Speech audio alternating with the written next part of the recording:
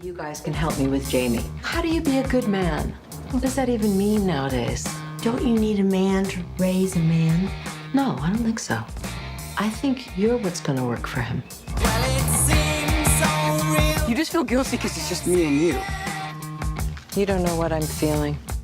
How's it going, everybody? Today I'm reviewing the new film directed by Mike Mills, 20th Century Women. Now, 20th Century Women stars Annette in the lead role, with supporting cast that includes Greta Gerwig, Elle, Billy Crudup, and this young kid, I can't quite remember his name right now, but I think it's one of his first big movies and roles, and does a great job in his first film. But the movie's about Annette and her son in 1979. They're recently separated from their father and everything like that, and she's been raising him on her own. But when she feels kind of a disconnect between her and her son, she enlists the help of Greta Gerwig and Elle to help raise her son and just get a different outlook on life because she doesn't have that father figure in his life. Going into the movie, I had zero expectation to it. I know it had good reviews, but I think it had like a Golden Globe nomination for Best Comedy Musical, but I still wasn't necessarily interested in the movie. I'm like, I don't think this is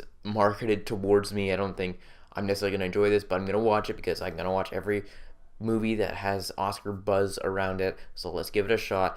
And I wound up really enjoying this movie, surprisingly so, and like it's probably not going to make my top 10 of the year, but is pretty damn close to, and just surprised me, very surprising.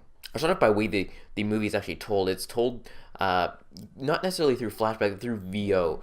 You would go through the movie, not necessarily know the relationship the characters have to each other and how they got in the situation, but then you'd hear some voiceover like, oh, this person was born in this year, and this is how their life went, and it does that for each character, every main character throughout the film until we get to the end of the movie. And I really enjoyed that. It was a kind of refreshing take on how to tell these stories and kind of the evolution of these characters, and when they're told, it makes sense that they're telling it in this order. Let's go on to the performance. Annette Bening, I think, probably could get a Best Lead Actress nomination. She's fantastic in this one.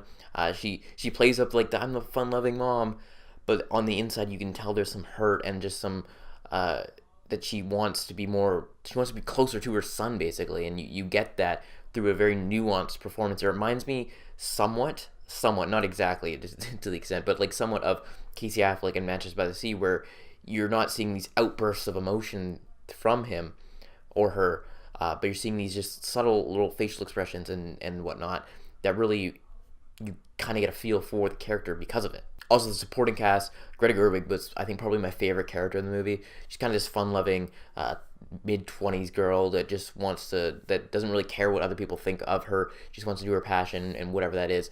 And the humor in this movie, that also brings me to the humor. Could be very awkward if you're watching with a parent like I was. Lots of like sex humor and everything like that, but like very in-depth and almost like awkward conversations going on throughout it, but it made it very funny. It lightened up the movie quite a bit. There's and like I said, this kid, the young kid, is fantastic in this movie. You really feel he's a teenager just going through life, and he doesn't think anything's wrong, but his mom, of course, is always worrying about him. So again, very funny movie, surprisingly funny. Also, the 70 vibes, that like 1970s vibes you get when they're like, say, cars are driving through. You get these kind of like psychedelic look at it, and it's very cool, very artsy. Not your typical movie. I could see some people not enjoying this one, but I wound up really enjoying it, having zero expectation going into it. Elle was great. Billy Crudup was very good in this movie as well. One of the other standouts, I think. But yeah, it's Annette Bening's movie. She crushes it in this role. I could see, like I said, a nomination. I don't know if she has enough to get that win, but nomination, that's definitely in the cards. So like I said, really enjoyed this movie. I would definitely recommend checking it out, even if you don't necessarily think you're going to like this movie. Give it a shot, I'd say. Give it a shot, because I think you can enjoy this one. As for my movie rating, I would give it an 8.5 out of 10. Solid movie. Go check it out. And same with my enjoyment rating, another 8.5 out of 10. Probably missing my top 10 just by a little bit, but it like I said, I wasn't expecting anything going into this movie. I did have no interest in it. Wound up really enjoying it. So let me know if you're looking forward to 20th Century Women in the comment section below. Again, be sure to like this video and subscribe to my channel for more videos each and every week. That is it, and I will talk to y'all later.